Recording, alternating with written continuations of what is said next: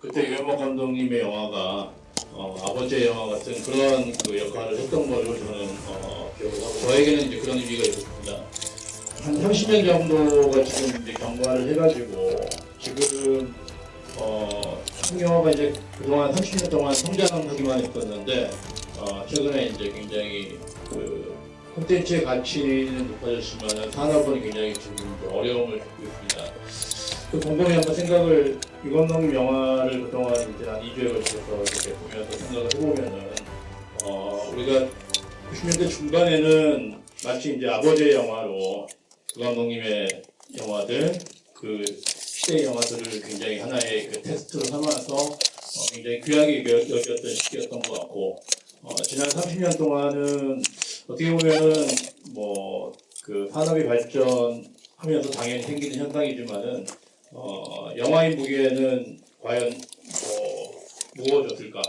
그 진지함의 정도가 오히려 더 약해지면서 우리가 이제 이러한 그 위기를 겪는 것은 아닌가, 그런 측면이 또 있지 않나, 그런 생각들을 유 감독님의 다양한 장르의 영화들을 보면서 저 개인적으로는 이제 그런 생각을 해봤었습니다. 여러분들 어떻게 보셨는지 모르겠고, 어쨌든 굉장히 이제 그 많은 작품들이 오늘도 이제 지금 뭐 4K로 복원돼서 사실 35mm 때보다 확실히 좀 더 좋지 않았나 이제 생각이 드는데요. 저 굉장히 오래전에 이제 35mm로 왔었는데 그동안 영상자료원에서도 정말 지난 30년 이상 한국 영화의 자료의 이제 수집, 복원 이런 역할들을 너무나 이제 잘해주신 것 같고, 영상자료원의 그러한 노력 덕분에 이번에 이제 유 감독님 작품도 많은 작품들을 우리가 같이 볼 수 있었던 게 아닌가 생각이 듭니다. 그럼 바로 이어서 정재현 교수님 같은 경우에는 이제 유현목 감독님의 제자이자 또 교수님이 계실 때는 동료 교수님이었던 영화 평론가로 활동하시고 계신 정재현 선생님을 모시겠습니다. 네.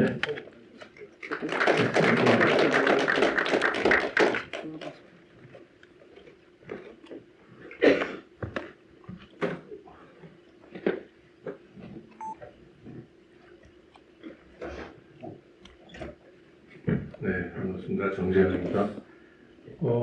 이게 뭐야, 쥐비인데 사실 궁금하신 거를 혹시 물어보시면 제가 아는 대로 설명을 드리고 또 영화 본 소감 같은 걸 같이 나누는 시간으로 하면 될 것 같아요. 네. 궁금하신 거나 혹시 그 영화 보시면서 느끼신 점 이렇게 편하게 말씀해 주시면 좋겠습니다. 마이크 있나요? 마이크 상관. 네, 뭐 궁금하신 거나 영화 보시고, 영화 어떠셨어요? 혹시 뭐 소감 간단하게 얘기하실 분 있으신가요? 옛날 영화가 돼가지고, 네. 좀 감이 어떠실지 모르겠네. 옛날 영화 보시면 좀, 네네, 저기,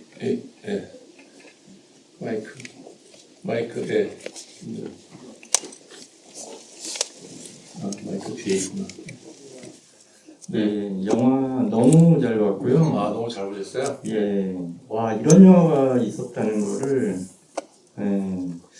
좀 이 작품은 그 이두영 감독님의 그 최후의 증인과 함께 같이 보면 더 이게 좀 이렇게 비교가 되면서 두 영화 다 걸작인 것 같아요. 제가 이 받은 느낌은 또 두 영화에 또 두 분이 같이 또 출연하시잖아요. 근데 이제 하병준 씨. 예, 역할이 바뀌어가지고 이제 형사와 이제 바뀌었는데 뭔가 그것도 참 재미있으면서, 근데 이 작품은 더 철학적인 것 같아요. 이제 원작이 철학적이어서 그런지 모르겠지만 굉장히 철학적인 내용을 갖다가 이렇게까지 끝까지, 근데 제가 소설도 읽어봤거든요. 근데 와, 그 소설을 원작으로 해서 이렇게까지 근데 소설은 한참 전에 읽어봐서 이제 가물가물했는데 영상적으로도 엄청 뛰어나게 진짜 잘 표현하셨다라는 생각을 좀 했습니다. 근데 그거는 감독님이 아마 이 그 종교적인 어떤 세계에 대한 깊은 이해가 없었다면은 네. 이렇게까지 표현하실 수가 없을 것 같아요. 네. 이게 감독님 본인의 어떤 고민이나 이런 게 있었기 때문에 네. 이렇게까지 표현이 가능했다고 생각하고 단순히 좀 원작을 좀 뛰어넘었다? 네. 네. 원작도 좋았지만 그 이상의 어떤 표현적으로 해내셨다 이런 생각을 좀 했고 좀 굉장히 좀 충격을 먹었습니다. 네. 이런 작품이 있었다는 그래서 뭐 기회가 혹시 된다면 최후의 증인과 함께 이 두 네. 영화들을 나란히 네. 이렇게 더블 픽처로 한번 네. 상영해서 이렇게 뭐 그런 기회도 가져보면 좋지 않을까 이런 네. 생각을 좀 했습니다. 네. 좋은 말씀입니다. 더 말씀하셔도 되는데. 그래요. 그 지금 소설하고 소설 있습니다만은 그 소설하고 차이점 그런 것도 되게 흥미로운 부분인데 다른 분이 말씀하셔도 좋고 제가 이제 그걸 여쭤보려고 했어요. 영상적으로 좀 어떤 게 좀 특색이 있었나? 유현목 감독님은 그 영상파, 그 주제 의식도 뛰어나지만 영상에 굉장히 남다른 그 견해를 갖고 계신 분이기 때문에 영화 속에서 이렇게 나타나는데 그런 부분도 좀 어떻게 보셨는지 궁금한데요. 또 뭐 소감, 또 뭐 질문, 뭐 아무거나 편하게 그냥 여러분이 다 말씀하시면 저는 이렇게 진행만 하고 끝나면 좋을 것 같아요. 네네, 이공인 감독님.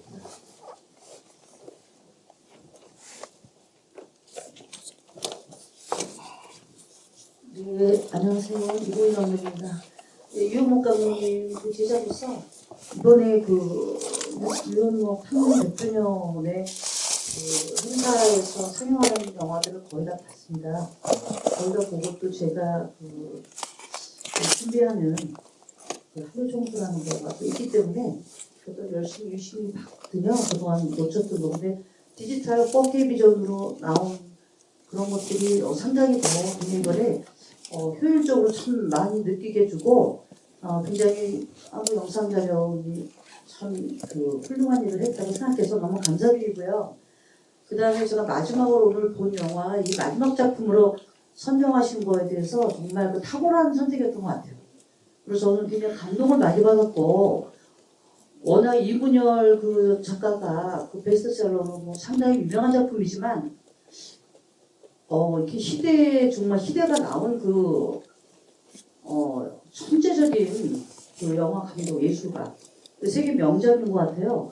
그런데 이게 정말 세계적으로 알려져야 될 그런 사명감을 가지고 이제 지금 현존하는 평론가님이나 앞으로의 또 젊은 평론가 그리고 학자 뭐 감독님 할 거 없이 또 모든 그 시민들이 또 다 함께 이거를 또 이 시대의 눈으로 다시 보면서 뭔가 이호목 감독님의 존재를 굉장히 새롭게 그 부각시켜야 되는 그런 시점이 온 것 같아요.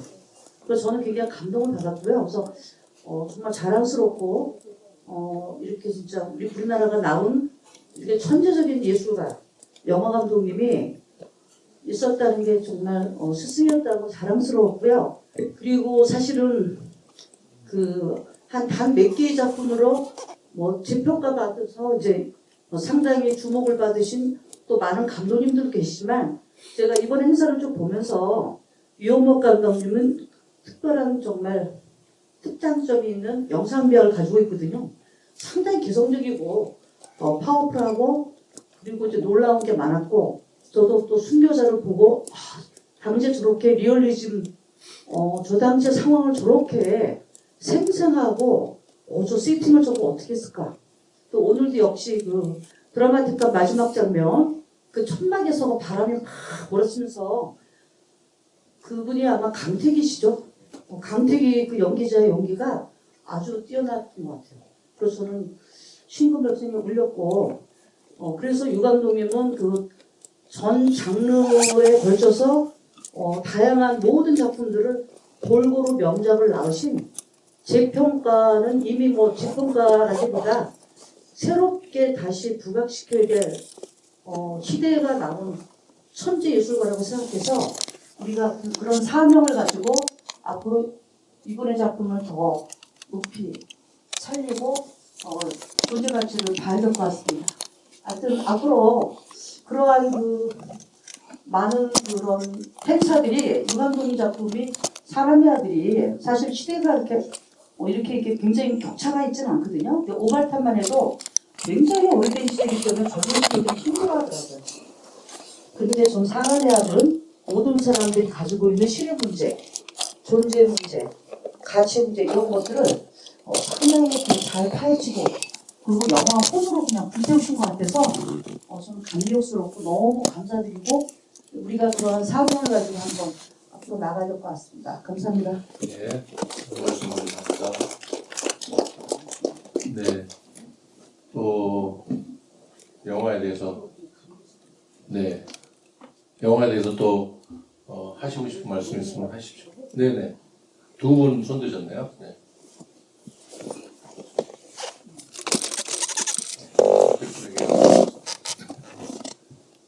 예, 원작 소설을 오래전에 기억이 잘 안 나는데 아스펠스 이야기는 많이 죽이고 당시 사회 현실을 좀 많이 반영하려고 하신 것 같아요. 느낌을 받았는데요. 원작 소설은 아마 당시에 작가나 연정이 사람들에 대한 비판 같은 걸 하려고 작가가 쓰지 않았을까 생각도 드는데 그걸 감독님은 다르게 좀 해석하려고 해서 그런 식으로 각색을 하신 걸까요? 그런 것 같지는 않아요. 그 감독님은 모든 작품이 원작이 있는 작품을 그 각색을 아주 굉장히 심하게 하세요. 근데 그게 이제 비유컨대 제가 옛날에 소시에서도 들었는데 일본의 그 구로사와 아키라 예를 드신 수업이 있었어요. 구로사와 아키라가 시나리오 작가들이 여러 명 있는데 그 원작을 다 읽고 각자대로 각색을 하라고 이제 시킨다는 거죠. 그래서 다 이제 뭐 5명이 있다 그러면 5명이 5편에 이제 라숑이다 그럼 라숑이 나온 거예요. 그러면 구로사와가 그걸 다 읽고 나서 다 찢어버린대요. 그리고 구로사와 감독님이 다시 쓰시는 거예요. 읽은 것을 토대로 해서 본인이 또 각색을 하는 거죠. 그래가지고 그 라숑이라는 영화를 봐도 완전히 각색이 돼가지고 그 원작 아쿠다 류노스케 그 원작 물론 이제 2편을 가지고 한 건데 숲속에서와 라숑 2편의 단편을 갖다 한 건데 한 편의 장편이 되면서 완전히 달라지는 그런 건데 그 말씀을 하시면서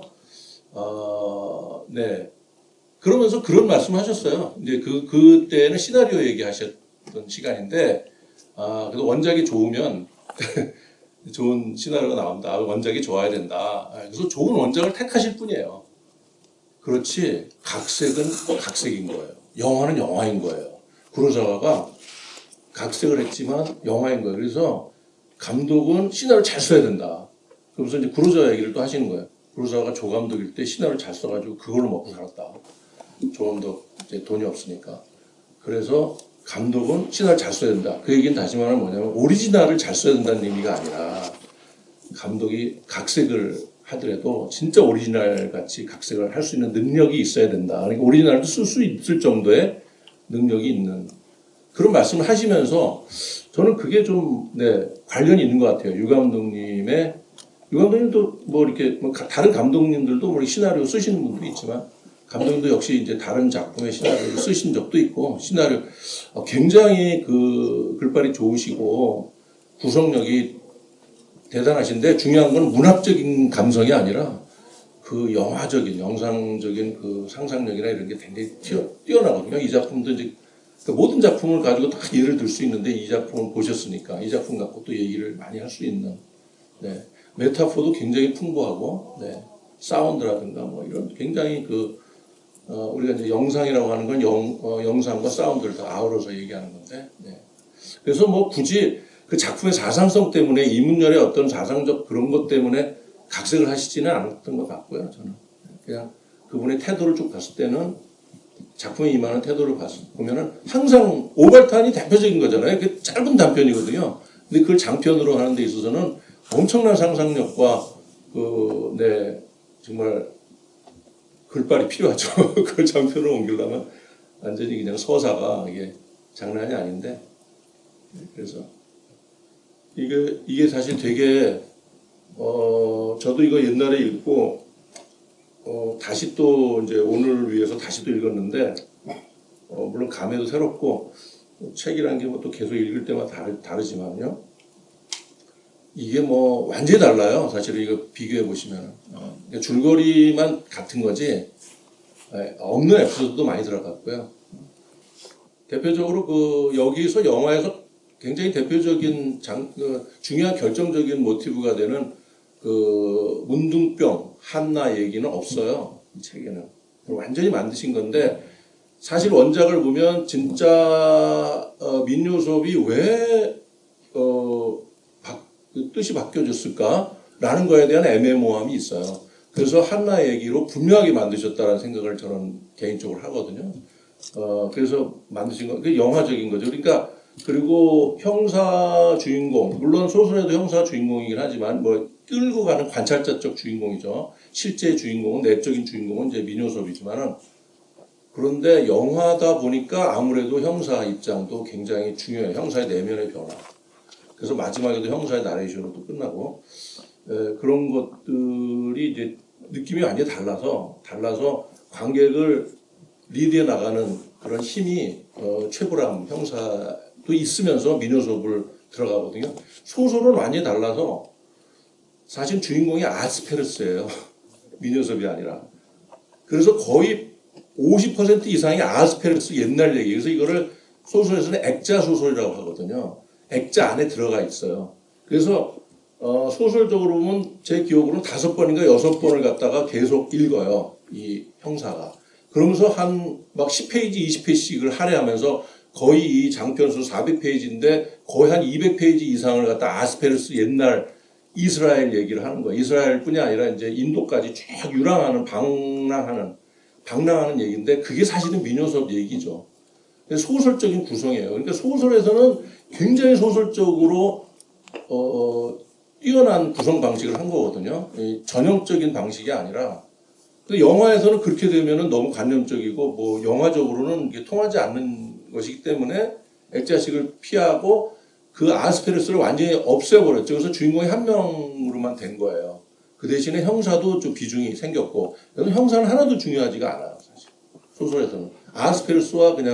사실 아스페르스와 민요섭이 2명의 주인공이 왔다 갔다 하면서 현재와 과거를 왔다 갔다 하면서 진행이 되거든요. 근데 그거를 그렇게 영화로 할 수도 있겠지만, 유 감독님은 이제 그렇게 안 하신 거죠. 그래서 완전히 달라요, 느낌이. 완전히 달라졌고, 영화적으로 이제 재창조된다. 아까 그 질문하시려고 했던 분 질문이나 혹시 코멘트 또 듣고 말씀 나오죠. 예.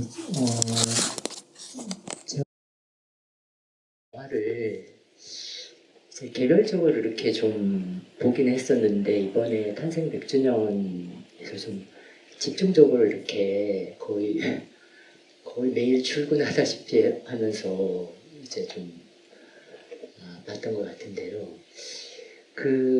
이 사람의 아들하고 관련돼서 질문 하나 좀 드리고 싶고, 전반적으로 이렇게 이번에 영화 보면서 느낀 점 좀 유은목 감독님 영화 세계에서 느낀 점 좀 얘기를 드리고 싶습니다.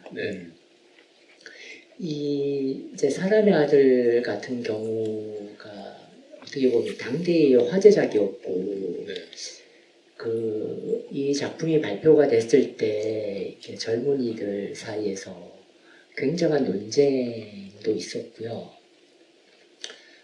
물론 유은목 감독님이 이제 영화를 보면 진짜 정말 당대의 작가들의 작품을 다 이제 영화로 만드셨는데, 이 영화가 발표됐던 시기가 1980년이면은 광주 민주화 운동 그 시기일 텐데, 오늘 전에 봤던 말미잘에도 후반부에 잠깐 나오죠. 광주에 그게 언급이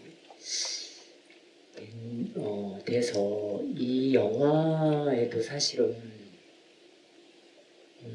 직접적으로 광주의 얘기는 안 나오지만 유 감독님이 이 영화를 만드셨을 때 그게 직간접적으로 어떤 영향이 있었는지가 궁금하고요. 네. 아마도 있었을 것 같은데 그게 궁금하고 두 번째는 이제 유 감독님 영화를 쭉 보면서 제가 한동안 좀 잊고 있던 그 단어가 생각이 났는데요.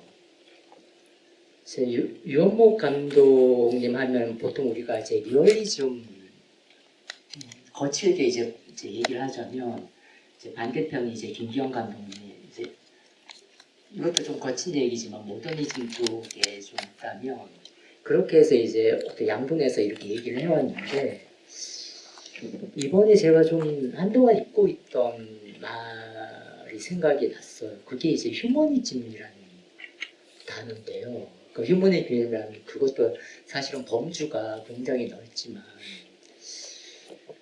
그래서 유원목 감독님의 영화 세계를 다시 그 휴머니즘이라는 관점에서 한번 전반적으로 좀 바라보면 어떨까 그런 생각이 들었고 이런 생각이 들었던 게 예전에 이제 김동리 선생님, 그러니까 소설가 김동리 선생님의 작품 세계를 예전에 휴머니즘에 대한 그걸로 많이 하다가 한동안 사실은 그게 좀 잊혀졌다가 또 최근에 다시 이제 그 관점으로 그러니까 김동리 선생님의 작품 세계를 이렇게 바라보려는 움직임이 문단에서 있거든요. 그것처럼 영화 쪽에서도 그렇게 좀 바라볼 수도 다시 한번 그런 관점에서 좀 연구하고 좀 그런 게 좀 있었으면 하는 바람이 그렇게 그런 생각이 들었습니다. 네. 그러니까 이게 리얼리즘이나 모더니즘의 그런 잣대가 아니라 이제 휴머니즘이라고 이렇게 그런 이유는 왜 그 휴머니즘이라는 말이 일단은 감독님이 선택했던 그 원작이 어떻게 보면 이제 오발탄도 사실은 이제 우리가 리얼리즘이라고 얘기를 하지만 가만히 그 영화를 보면 그 예전에 그 사르트의 책에도 실존주의는 휴머니즘이다라는 그 책이 있는 것처럼 그런 측면에서 그리고 또 선택한 다른 작품들을 쭉 봐도 김약국의 날들도 그렇고 그 기저에 깔려 있는 것이 사실은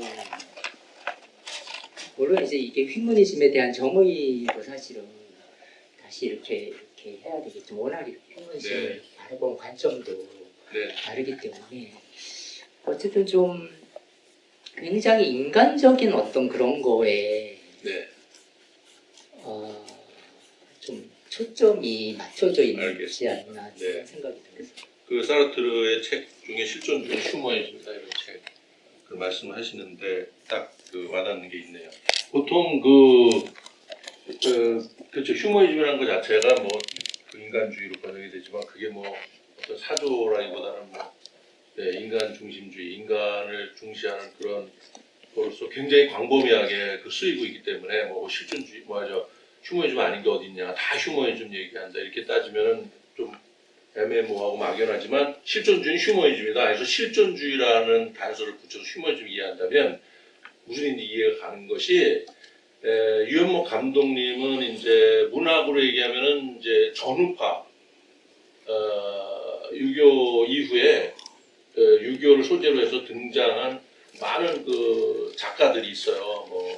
오상원, 장용학, 손창섭, 또 불꽃 영화 만드셨잖아요. 그 원작자인 그 손우휘 이런 분들이 이제 서기원 이런 분들이 이제 50년대 이후에 60년대 굉장히 활약을 했던 소설가인데 그래서 그 원작을 손창섭의 잉여인간도 영화 만드셨고 불꽃도 만드시고 이렇게 만드셨는데 역시 그 전쟁의 그 후유증을 해서 이제 그 실향민을 소재로 많이 했지만은 유현목 감독님도 전우파라는 말을 쓰지는 않지만 문학에서 이제 그런 문학의 그 전우파 작가들과 맥을 같이 한다는 점에서 실존주의로 많이 얘기는 해요. 실존주의. 실존주의는 유현목 감독님 작품에서는 이 영화에서도 이제 신을 다뤘잖아요. 근데 결국은 신이 없다라는 거예요. 실존주의에서는 신을 추구하지 않은 게 그 과거의 종교. 그래서 그 이 작품에서도 조금 그 신이 죽었다 그런 구체적으로 신이 죽었다 이렇게 표현을 하지 않지만 신이 죽었다라고 표현한 이제 그 영화가 순교자입니다. 순교자. 그래서 저는 이제 이 영화가 그런 실존주의적인 계열의 한 그 대표적인 작품인데 왜냐하면 신을 논했기 때문에 결국은 실존주의에서는 신을 부재하다고 보는 거거든요. 그래서 오발탄, 순교자, 그 다음에 사람의 아들로 이어지는 그 맥이 있어요. 그래서 비슷한 이미지들이 계속 나와요. 첨탑이라든가 찬송가, 행렬들, 도웅의 뭐 깃발 들고 가는 행렬. 이 오발탄부터 나오는 61년도부터 나오는 영상이에요. 종소리, 하늘을 향한 그 앵글. 이런 것들은 세 작품이 다 나와요. 세 작품이 다 나오고 있고 그래서 유현목 감독은 작가라고 얘기할 수 있는 거죠. 일관돼요. 뭔가 본인이 일생 추구하는 게 딱 하나가 있는 거예요. 그게 굳이 철학의 사조로 얘기한다면 실존주의적인 사람. 말하자면 유 감독님이 관심 있는 인간은 뭐냐면 굉장히 고독하고 절망적이고 슬프고 고통스러운 인간인데 정신적 지주가 없기 때문에 그럴 거예요. 그래서 오발탄 같은 데서는 오발탄 신이 잘못 쏜 총알 막 이리저리 돌아다니는 총알. 그래서 마지막에 주인공이 계속 차를 타고서 이렇게 돌죠. 이렇게 서울 시내 어디로 가야 될지 이런 식으로 표현하고 그 영화에는 신호등이 굉장히 많이 나와요. 신호등. 그래서 유현목 감독이 굉장히 메타포 영상적이라는 거예요. 이 영화에서 사과 같은 빨간 사과, 신사과, 그 그린 사과 이렇게 시각적으로 보여주잖아요. 그 뭐 사실은 이 책에 나오는 것인데 책에서 이렇게 볼 수 있는 책에서는 한번 쓱 지나가는데 굉장히 강조해요. 영화적으로. 또 장님 얘기, 이거 아스페르스가 경험한 얘기거든요. 그런데 완전히 각색해가지고 상당히 비주얼하게 하니까 이게 영상에서는 완전히 그 강조점이 달라져서 이 소설에서 쓱 스쳐가는 이야기일 뿐인데 유 감독님은 이제 그런 것들을 강조하면서 결국은 그 중심, 그러니까 뭐 장님의 비유라든지 뭔가 중심, 정체성이 없고 중심이 없고 방황하는 인간. 그게 이제 본인의 이야기라고도 생각을 했고 많은 사람들의 그 현대인의 이야기 아니냐라고 이제 생각하시는 것 같아요. 그래서 본인의 이야기, 왜? 나는 정체성이 도대체 뭔지 모르겠다. 나는 북한에서 태어나가지고 남한에 왔는데 고향은 또 저쪽에 있고 뭐 이게 뭐 통일이 언제 되는지 안 되는지 그래서 뭐 그런 거에 대해서 굉장히 뭐 정체성의 혼돈 이런 것들. 그래서 이제 신이 부재한 세상에서 인간이 얼마나 고독한가를 추구하는데 이런 게 대표적으로 스웨덴의 잉마르 베리만의 작품과 아주 흡사하거든요. 잉마르 베리만이 그래서 고독이라는 작품이 있죠. 침묵이라는 작품, 사일런스라는 작품 대표적으로 거기서 그런 대사가 나와요. 유명한 대사가. 그건 유현목 감독님의 대사가 아니라 신은 존재하지만 단지 침묵하고 있다.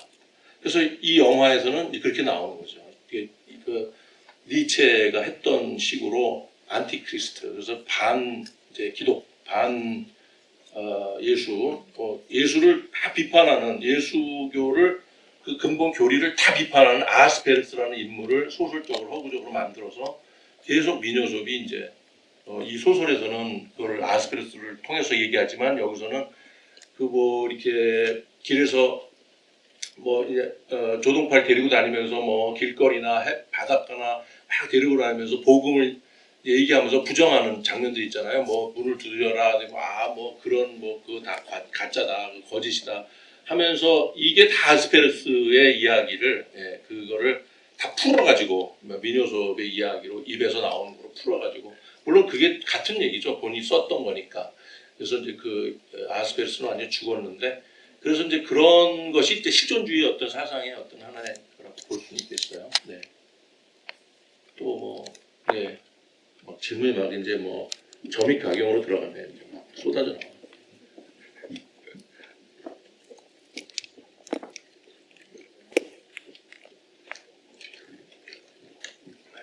예, 일단 소감 먼저 말씀드리고 질문 드리고 싶은데요. 좀 감격적인 자리가 돼버렸는데 제가 일단 이 행사 마련해주신 정재영 평론가님 비롯해서 관계자분들께 일단 진심으로 감사드리겠습니다. 제가 부산국제영화제에 처음 갔을 때 처음 본 영화가 사람의 아들이었습니다. 유현준 감독님 영화 처음 본 영화 언제? 그러니까 2회 때였던 것 같은데. 그럼 뭐 90년대 초반이네. 네, 그때 제가 유현복 감독님 영화를 처음 보고 이 작품을 보고 감동을 받았고 감독님이 오셔가지고 그때 관객과의 대화에도 참여를 했고 감독님 뵙고 사인도 받고 네, 그랬던 게 지금 오늘 이렇게 마지막 작품을 다시 이걸 보니까 원점 회귀한 것 같은데 회귀 원점 회귀한 것 같은데 그때 봤을 때보다 더 훌륭한 영화라고 느껴져서 맨 앞에 처음 말씀하신 분처럼 진짜 재평가 받아야 될 걸작이라는 생각이 들었고요. 제가 크리스찬인데 한국에서 만들어진 최고의 기독교 영화 중에 한 편이라고 생각을 해서 기독교들한테도 많이 추천하고 싶다는 생각도 들었습니다. 그리고 저는 이 초록색의 여정이라는 생각을 한 게 처음에 그 장로 아내가 유혹할 때 보면 후경에 초록색 커튼이 있어요. 그리고 계속 그 초록색 사과, 그리고 계속 초록색이 이렇게 그 조동팔 그 노트도 초록색이고 그러다가 마지막에 이제 신한테 돌아갈 때 보면 또 초록색 들판이 나오잖아요. 그러니까 유혹의 색이었는데 그게 구원의 색으로 바뀐다고 저는 그렇게 얘기를 했거든요. 그리고 마지막에 또 그 조동팔은 가장 크게 보여주고 전경에서 후경으로 이제 그 민요섭이 살아있을 때는 가장 조그맣게 보여주지만 되게 성경적이라고 생각을 했어요. 낮은 위치로 가서 약간 시각적인 신을 더 만났다는 약간 시각적인 대비 정말 느껴졌고요. 천막 시인이 정말 아버였어요. 진짜 한국 영화사에 남을 만한 다이나믹한 구도나 아까 바람이 흔들리는 거나 정말 압도적인 감동을 받아가지고 정말 이 영화 제가 긴 글리에 꼭 하나 쓰고 싶다는 생각이 들었는데요. 말이 앞에 좀 자, 뭐, 그 천막을 앞거리라는데 사실 천막이 없어요, 이게. 없고, 그러니까 바로 대표적으로 영상, 저도 천막이 굉장히 중요하고, 왜냐면 천막에서 벌어지는 일들을 거기서 다 소화했거든요. 일종의 뭐, 거짓대들 같이 그냥 막 모여가지고 그냥 뭐 이렇게 집단 생활을 했다라는 것들이 영화에는, 소설에는 없어요, 그런 게. 그냥 간단하게 서술로만 돼 있고 중요하지도 않아요. 시각적으로는 굉장히 중요하죠. 그게 각인이 돼가지고. 그래서 구체적으로 이들이 어떻게 움직였는가 하는 것들이 완전히 시각화됐고 현실적이 됐어요. 이민열 소설은 현실적이지 않아요. 그런 점에서. 굉장히 추상적이고. 기독교를 아주 비판하는 그 예리한 그런 통찰력, 그 다음에 그 박식함, 그 이스라엘의 그 역사적인 그런 이스라엘, 그 다음에 옛날 바빌로니아, 뭐, 고대 아카드 제국부터 해가지고 그 유대 민족, 그러면서 이게 인도까지 방랑을 하는 얘기예요. 그러니까 뭐 그 박식함이 뭐 말할 수가 없어요. 저도 다시 읽으면서, 이문열이 얘 20대 때 이 소설을 썼다는 건 정말 놀랍다. 그래서 이거를, 부기로, 지나가는 말로 신학교에서 한때, 지금도 그런지 모르지만 한때 이거를 다 읽혔다는 거예요. 신학생들한테. 진짜로 그럴만해요. 저는 오히려. 그런데 영화는, 자, 그래서 그 천막, 뭐 굉장히 분석하는 가치가 아주 압권인 장면이고, 뭐 이런 거 기억나시는지 모르겠네요. 김윤미라는 여배우, 순자의 시선, 순자가 이렇게 보면은 하늘의 바람개비 이렇게 돌죠. 그게 2번 반복되거든요. 하늘을 이렇게 보여주고. 그런 게, 지금 사과 말씀하시고, 그림 색깔 말씀하셨는데, 유현복 감독의 소위 영상이라는 거예요, 그게. 그러니까, 사실 들레지가 살아가지고 이 영화를 좀 봤어야 되는데, 굉장히 우리 상상을 하게 만드는 거거든요. 사유하게 만드는. 지금 뭐 굉장히 많은 생각을 하셨잖아요. 그런 것들 촉발하는 장면들이 많아요. 이게 서사가 탄탄하면서도 서사만 따라가지 않게끔 중간에 그런 틈새들을 많이 줘요. 저 뭐지? 라고 생각하게끔 만드는. 그러니까 고전적 서사인데도 굉장히 틈새를 많이 주는. 근데 그 틈새라는 게 소위 이제 들레즈 표현을 하면 탈출구. 우리가 더 비약하는, 그러니까 뭐, 참, 그 대가들의 작품에 항상 그런 게 있다라고 얘기를 하는 건데, 그 철학자가 봤을 때는. 그 철학적 성찰을 하게끔 만드는. 그래서 이게 훌륭한 철학 영화가 된 거예요. 소설도 굉장히 사실은 철학적, 이런 거를 보통 이제 일반적으로 쓰는 말로는 구도소설이라고 해요. 구도소설. 이 당시에 나왔던 대표적인 구도소설 두 편이 사람의 아들과 김성동의 만다라예요. 만다라는 나중에 이모태 감독이 영화 만들었지만, 네, 그래서, 그걸 이제 뭐, 물론 종교인이 등장을 해서 도를 추구하니까 구도소설이라고 이름을 단순하게 붙였지만, 일반인들 입장에서 보면은 정말 진지하고 심각한 사실, 철학적인 소설이죠. 그래서, 뭐 별로 없죠. 사실 이런 소설을 원작을 가지고 대중영화판에 충무로에 그래서 사실 이 영화가 흥행이 완전 대참패한 영화거든요. 한 6천 명인가? 네. 그러니까 이제 그럴 수밖에 없죠. 이제 그래서 그 순교자를 안 보셨죠? 순교자 보셨나요? 사실은 이 사람의 아들은 약과고 진짜 대한민국이 떨어간 게 순교자예요. 순교자 때 기독교에서 데모하고 난리가 났죠. 그래서 신이 죽었다라는 표현이 나왔고 실제로 신을 부정하는데 이거는 그 이후에 나왔으니까 좀 세월이 많이 흐른 거고 60년대 초중반인데 64년인가 그러니까 그때 난리가 나가지고 상영 금지를 했어요. 상영 금지를 막 각 교회가 나서가지고 막 그 시위를 하고 난리가 나서 유 감독님이 직접 교계 지도자들 다 이렇게 모셔가지고 설득을 하고 넘어갔죠. 간신히 넘어갔는데 그런 어떤 사건이 구체적으로 있었고요.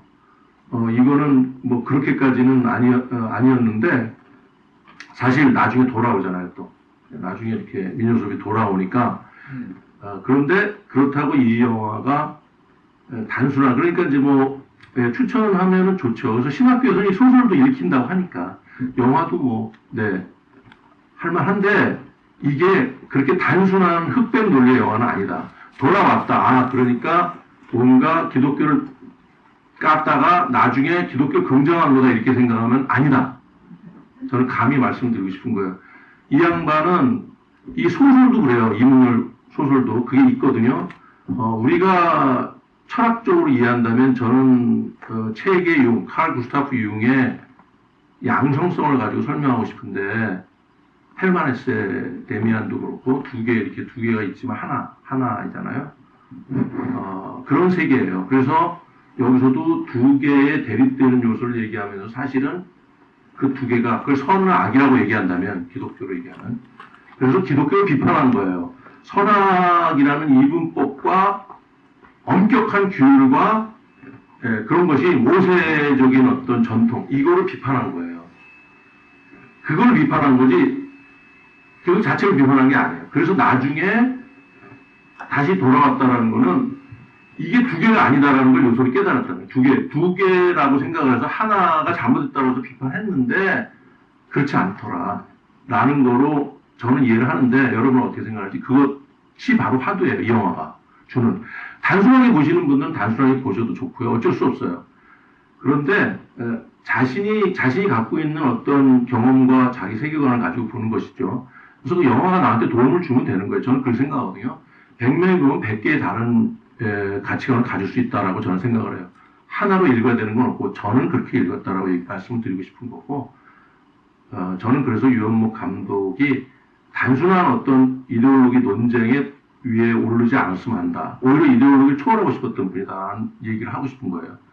그래서 어떤 때는 되게 그거를 이제 애매모호한 태도라고 볼 수 있죠. 그렇지만 기본적으로 두 개의 성격이 양성이 서로 왔다 갔다 하는 것이고 두 개가 다 있는 것이다. 선악.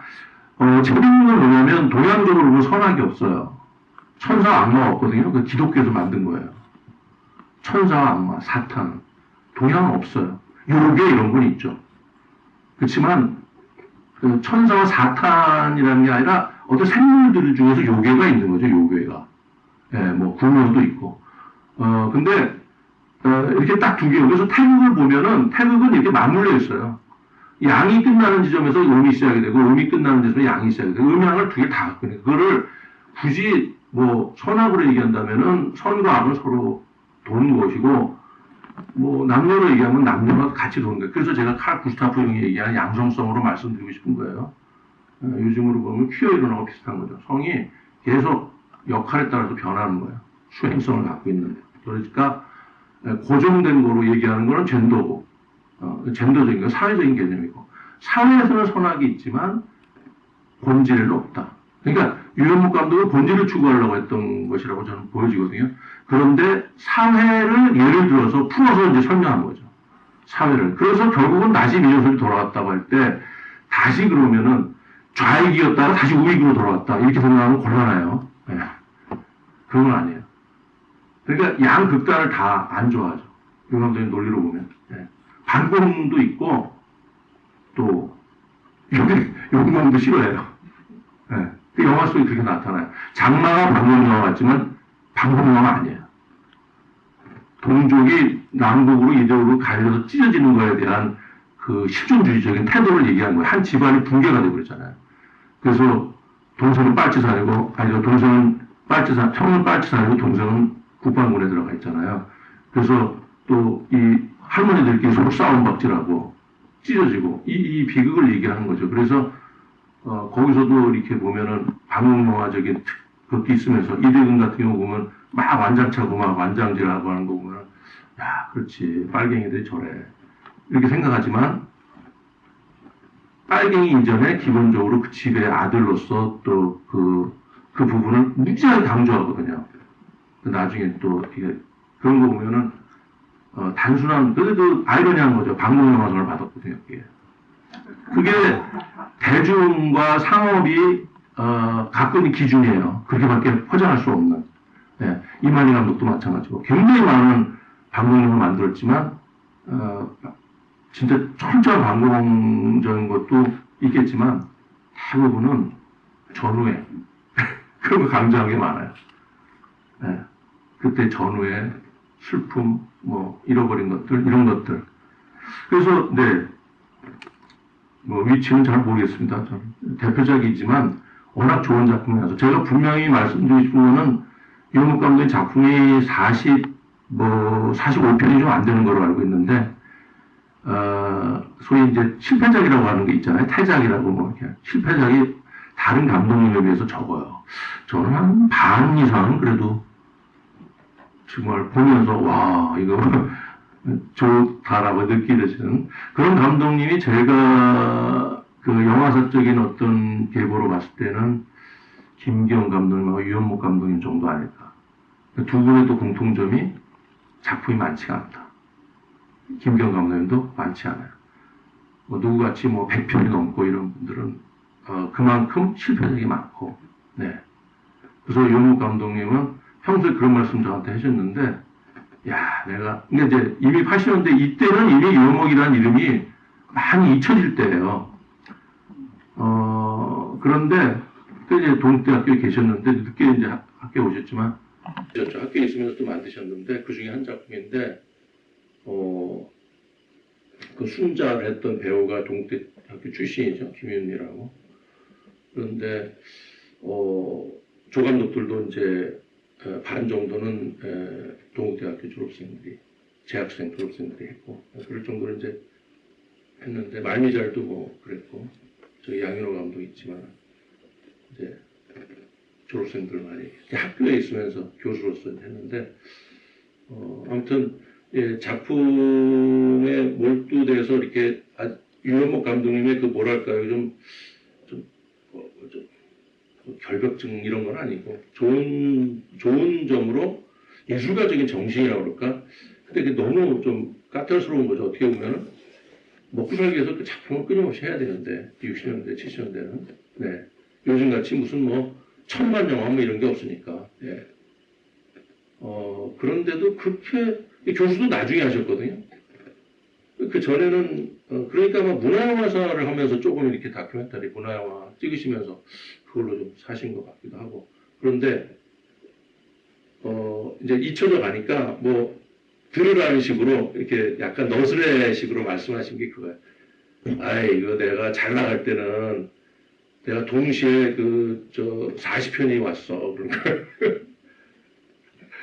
영화 찍어달라고 40편이 동시에. 근데 뭐 안 했다는 거지. 그래서 고르는 거예요. 고르시고 하는 그런 거. 네. 네, 또, 네. 네. 손 드신 분. 네.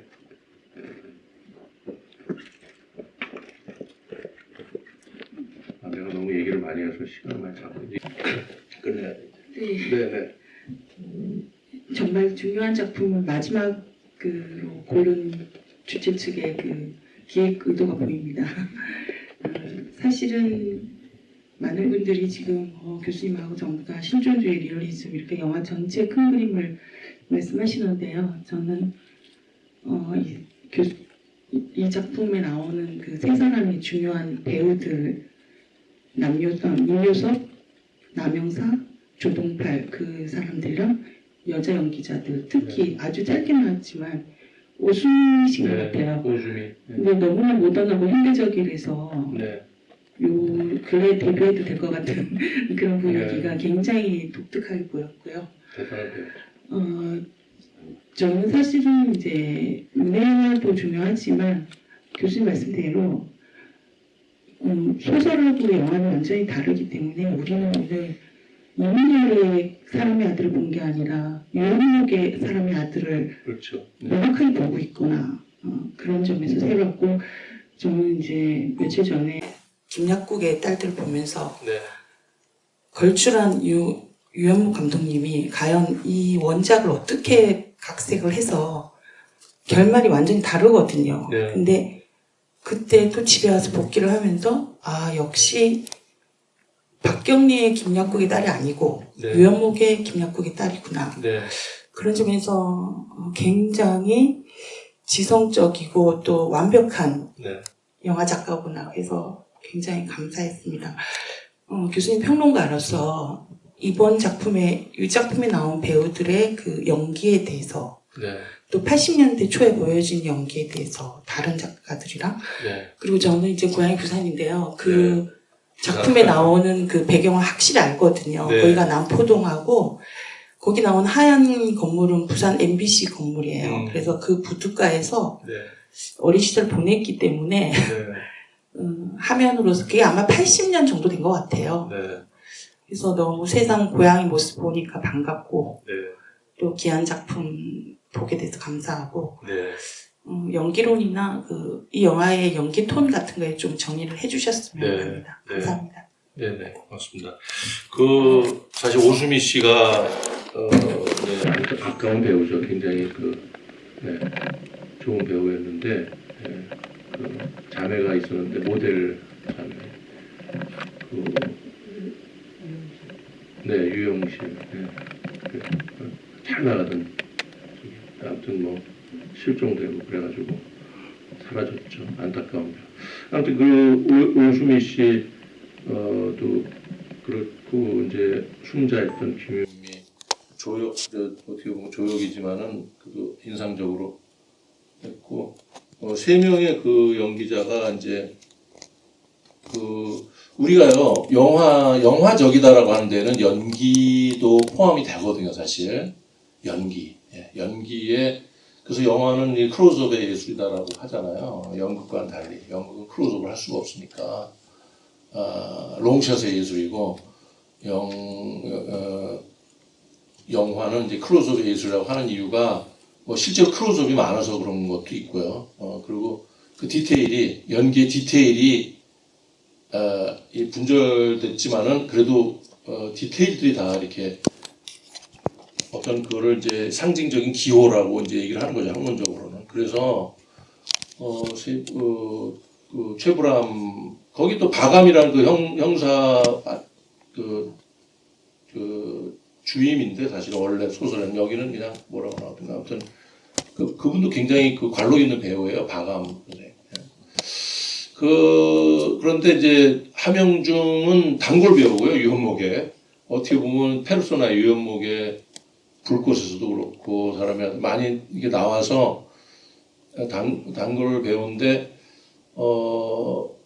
그 세 사람이 연기가 그 강태기의 그 성격이 잘 드러났고 아주 그 다혈질적인 그런 성격이고 그에 비해서 네, 함영중은 정반대적으로 이렇게 연기가 가라앉아 있고 굉장히 침착하잖아요. 그래서 그런 것들을 대비가 잘 되면서 네, 그리고 그 보이스 그런 것도 완전히 서로 상반되죠. 그래서 하나는 뭐 절규하는 스타일이라면 함영중은 차분한 아주 뭐 이렇게 침잠돼 있는 어떻게 보면 마지막에 이렇게 웃으면서 미소를 지으면서 죽는 그것까지 아주 함영중 씨 연기가 그래서 사실 함영중 씨가 주인공이죠 원래는 함영중 씨가 주인공인데 사실 이 영화를 보면 함영중 씨가 꼭 주인공이라고 보이지 않죠. 세 명이 다 주인공인 것 같아요. 세 명이 비등해요. 원작의 무게로 보면은 서사의 내용으로 보면은 함영중이 주인공이어야 함에도 불구하고 세 사람이 비중이 같다라는 얘기는 유 감독님이 이제 그렇게 만들어 놓으신 거예요. 만들어 놓으셔서 세 명이 열연을 해가지고 이게 셋이 끌고 가니까 완전히 다른 얘기가 됐어요. 그래서 최불암은 최불암대로 그 자기 상사한테 막 화내는 장면 있잖아요. 폭발하잖아요. 완전히 동화돼가지고. 그래서 민요섭을 강태기 민요섭을 동정하는 거예요. 동정하는 시선을 관객을 끌고 가는 거예요. 그 힘으로 최불암이 소설에서는 전혀 느낄 수 없는 소설에서는 전혀 그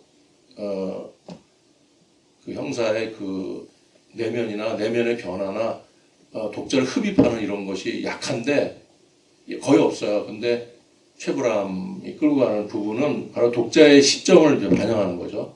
관찰자 시점에서 관객을 아무것도 모르는 상태 관객을 그들의 세계로 끌고 들어가는 건데 그거는 이제 선악을 초월한 어떤 세계인 것이고 그리고 이제 두 사람의 그 서로 대립되는 것을 이제 아주 팽팽하게 연기를 통해서 잘 보여줬어요.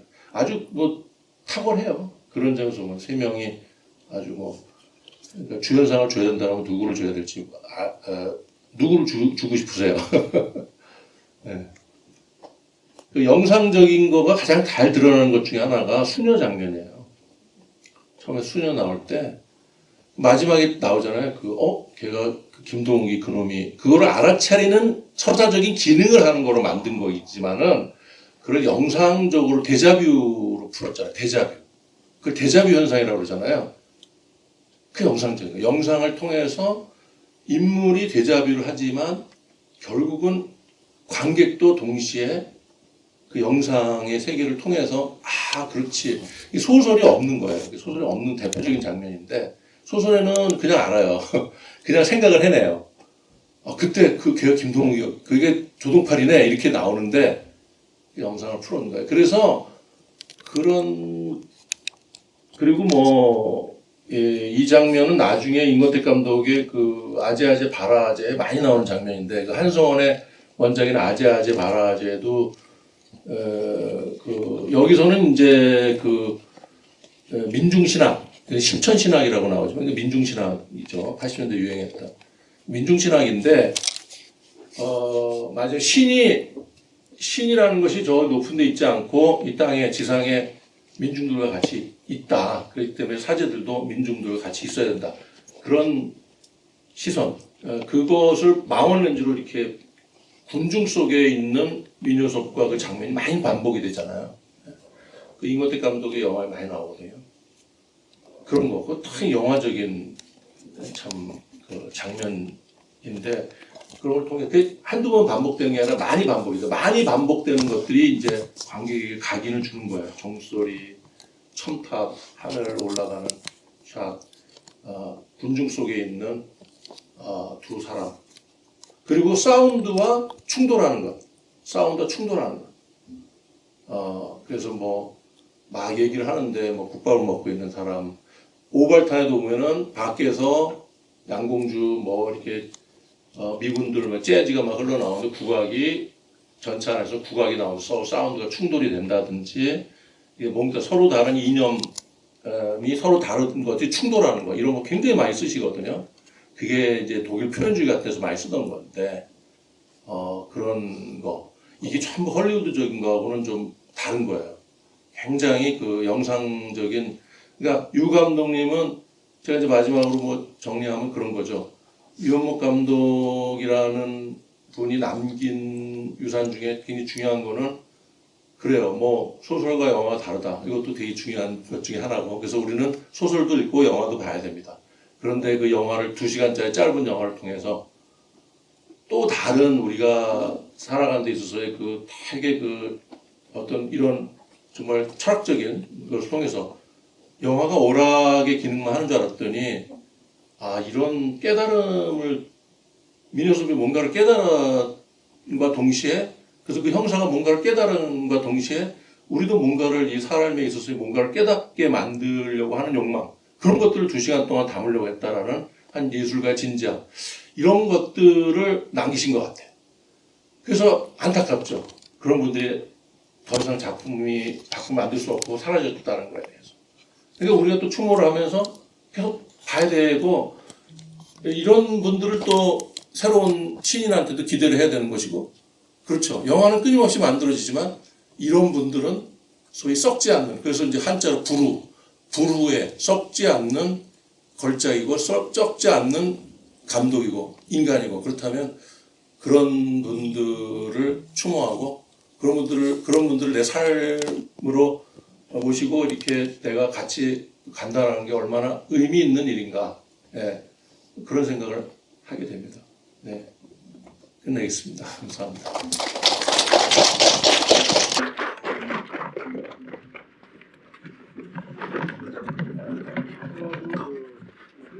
이 전체 추진위원장이셨기 때문에 행사 전체에 대한 또 인사말 듣고 마무리하면 좋을 것 같습니다. 네. 마지막만.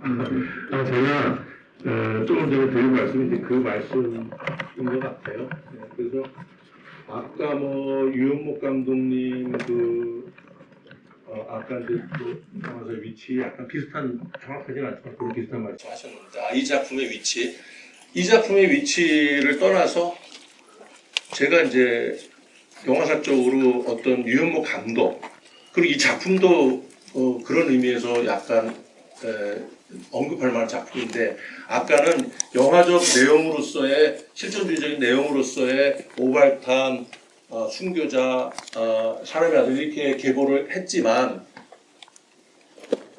오발탄과 사람의 아들이 묘한 상관관계가 있어요. 저는 사실 유현목 감독님 작품 사람의 아들 처음 본 거거든요. 대학에 와서 직접 6시까지 집합해라 그래가지고 극장 앞에 가가지고 그 해장국 먹고 영화를 봤어요. 근데 저는 무척 감동을 받아가지고 막 울었어요.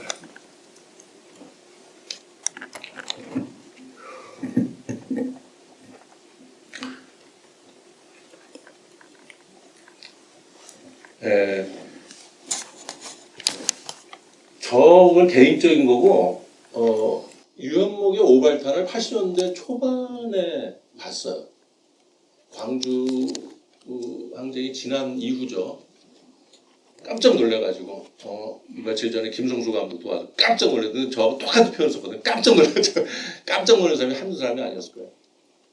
그 당시에는 오발탄이 처음에 개봉한 다음에 군사 5.16이 일어나가지고 바로 3개월인가 만에 한 달 만인가 아무튼 상영 중지가 됐죠. 그리고 3년 있다가 북독장에서 재개봉을 한 거예요. 그걸 본 사람이 저희 그 삼촌인데 삼촌한테 얘기를 들었더니 그때 대학생이었는데 그때 밤새 토론을 했대요. 술집에서 영화를. 그 감동이 80년대 중반에 우리 광주 세대의 젊은 대학생들한테 다 그대로 온 거예요. 살구는 모르죠. 우리는 학교 때 4.19 저는 80년 대학을 다녀서 20년 전에 얘기를 하는 교수님들 얘기를 고리타분하게 들었어요.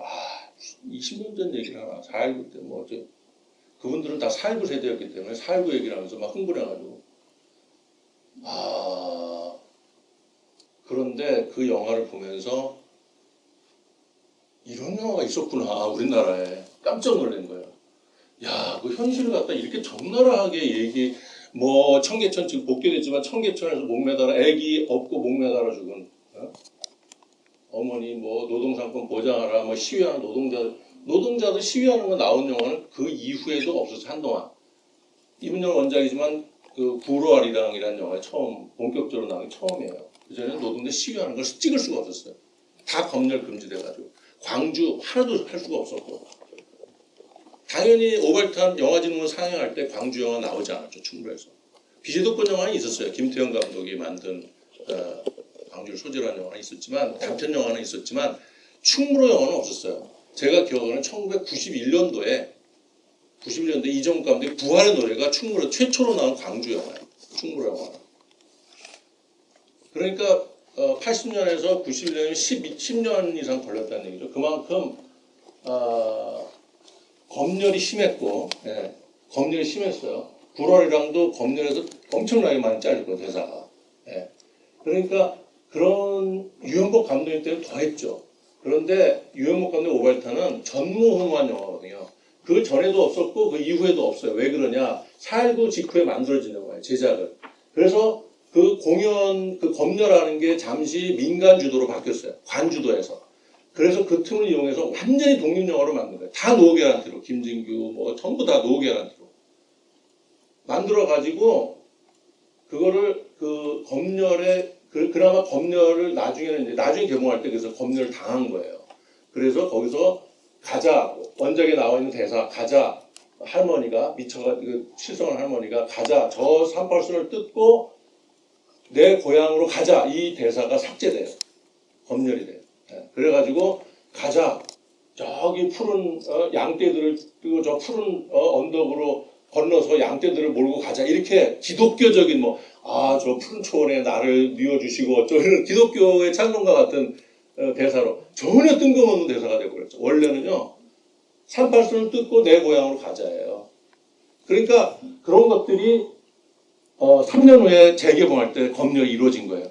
처음에는 근데 그거 빼도요. 그 대사를 빼도 이 영화는 그 자체에서도 상당히 리얼한 장면들이 너무 많고 그리고 그 절망과 그런 것들이 너무 그 당시에 흥분을 하게 만드는 젊은이들. 현실을 이렇게 제대로 찍어야 된다. 현실을 제대로 해야 된다. 왜 그렇게 돌려가지고 말도 안 되는 코미디, 말도 안 되는 현실이 코미디 있을 수 있겠지만 현실 얘기를 하나도 안 하고 무슨 옛날에 우스꽝스러운 소리도 그런 거 있었거든요. 인도 영화를 보면 인도가 안 보인다. 발리우드 영화를 보셨죠? 헐리우드 영화보다 더 도피적이죠. 더 오락적. 그러니까 그런 영화도 있어야 되겠지만 100% 100편이 다 그런 영화가 나오면은 그게 도대체가 영화가 되겠습니까? 그러니까 물론 다 오발탄 같이 만들어라는 건 아니지만은 그래도 그런 영화가 한 편쯤이 있어야죠. 두 편쯤이 있어야죠. 그런 영화. 그래야지 숨통이 트일 거 아니에요. 유현목 감독님이 그 당시 그 역할을 한 거예요. 그런데 저는 그런 거를 보면은 영화사에서 신상욱 감독, 김기현 감독 다 좋아요. 다 많이 훌륭한 감독 많지만 유현목 감독이 유일한 분이라고 생각을 해요. 그 당시에 오발탄. 그리고 오발탄 같은 작품을 그 이후에 유 감독이 못 찍었어요. 한 번도. 여러 가지로 검열도 많이 당하고 굉장히 그래서 순교자 같은 경우도 난리가 났고 추모이라는 영화도 외설죄로 또 입건될 뻔하고 뭔가를 좀 한국에서 할 수 없는 것들을 시도를 많이 하셨는데 할 때마다 다 걸리셔가지고 그 자체가 굉장히 고통을 많이 그래서 제가 이건 제 책이지만은 제가 고뇌라는 표현을 썼거든요. 유현목 감독이 고뇌를 선택한 분이다. 고뇌. 그러니까 이 영화도 뭔가 고뇌가 보이잖아요. 감독님의 어떤 고뇌가 보이잖아요. 그래서 이것도 광주의 직접적인 그런 거는 제가 답변을 못 드리지만 유 감독님 항상 그 시각이 세상을 보는 시각이 똑같고 계속 대한민국이 나아지지 않고 더 저는 오히려 광주보다는 그 12 아마 이런 영향을 더 많이 받았을 것 같아요. 나라가 어디로 가고 있나 지금. 예. 그러니까 나라가 혼란스럽고 네, 얼마 전에도 우리 작년 12월 3일에 좀 그랬죠, 우리도.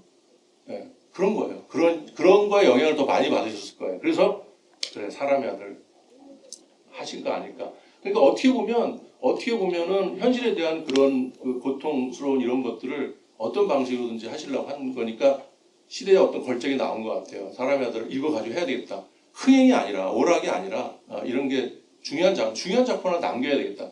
그래서 저는 80년으로 다시 80년 세대들이 4.19 세대의 그 정신으로 다시 소환이 돼서 대한민국이 그 이후에 변화되는 어떤 영화계가 변화되는 굉장한 영향을 주셨다라는 저는 생각 개인적으로 해요.